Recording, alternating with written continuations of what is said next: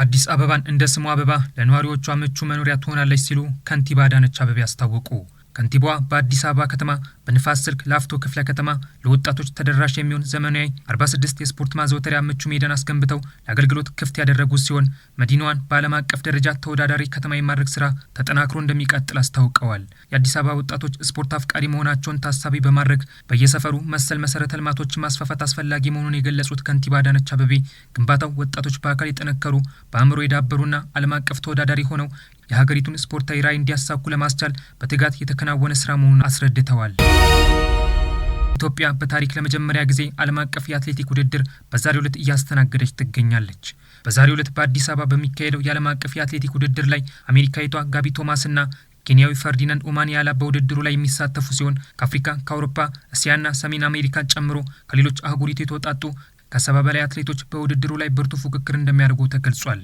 ኢትዮጵያ ያዘጋጀችውን የዓለም አትሌቲክስ ውድድርን አስመልክቶ በየካቲት ወር መጀመሪያ ላይ በኢትዮጵያ የሁለት ቀናት የስራ ጉብኝት አድርገው የነበሩት የዓለም አትሌቲክስ ዋና ዳይሬክተር ፒስ ኦክላንግ ሀገሪቱ ዓለም አቀፍ ውድድሮችን ለማዘጋጀት በቂ አቅም እንዳላት ገልጸው የተለያዩ ውድድሮች ወደ ኢትዮጵያ እንዲመጡ እናደርጋለን ማለታቸውም አይዘነጋም። የሃይማኖት መገናኛ ብዙሃን አንድነት ማስተማር እንደሚገባቸው ተገለጸ።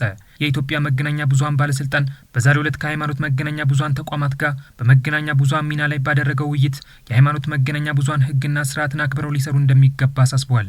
የባለስልጣኑ ዋና ዳይሬክተር ወይዘሮ ሃይማኖት ዘለቀ የሃይማኖት መገናኛ ብዙሃኑ የሌሎችን እምነት አክብረው በሚያስተላልፏቸው ይዘቶች ላይ አንድነት ማስተማር ይገባቸዋል ያሉ ሲሆን ተቋማቱ በሃይማኖቶችና በህብረተሰቡ መካከል መከባበርን የሚነዱ አንድነትን የሚሸረሽሩና ሕግን የጣሱ ይዘቶች አየር ላይ እንዳይውሉ ሊከለክሉ እንደሚገባም አሳስበዋል። በኢትዮጵያ ውስጥ በአሁኑ ወቅት 51 የሃይማኖት መገናኛ ብዙሃን ፈቃድ ወስደው እየሰሩ እንደሚገኙም ተገልጿል። ኢራን የአሜሪካ እገዳ ከቀጠለ የሆርሙዝ የባህር ወሽመጥን መልሳ እንደምትዘጋ አስታወቀች። በትናንትናው ዕለት የሆርሙዝ ወሽመጥ ለንግድ መርከቦች ክፍት ማድረጓን በውጭ ጉዳይ ሚኒስትሯ አባስ አራግቺ አማካኝነት ያስታወቀችው ኢራን ወሽመጡን ዳግም እንደምትዘጋው የማስጠንቀቂያ መልእክቷን አስተላልፋለች። ቴህራን የሆርሙዝ ወሽመጥ ክፍት መሆኑን ካወጀች በኋላ ዩናይትድ ስቴትስ የጣለችውን እገዳ ካላነሳች በስተቀር ወሳኝ የሆነውን የውሃ መስመር እንደገና እንደምትዘጋ በፓርላማ አፈ ጉባኤዋ መሐመድ ባገር ጋሊባፍ አማካኝነት አስታውቃለች። በቅርቡ በኢስላማባድ ከአሜሪካ ጋር በተደረገው ውይይት የኢራን ልዑክ የመሩት ጋሊባፍ በኤክስ ገጻቸው ላይ ባሰፈሩት መልእክት ዶናልድ ትራምፕ በአንድ ሰዓት ውስጥ 7 ክሶችን አቅርበው እንደነበረ ገልጸው 7ቱም የተሳሳቱ መሆናቸው እንዳስታወቁ ቢቢሲ ዘግቧል።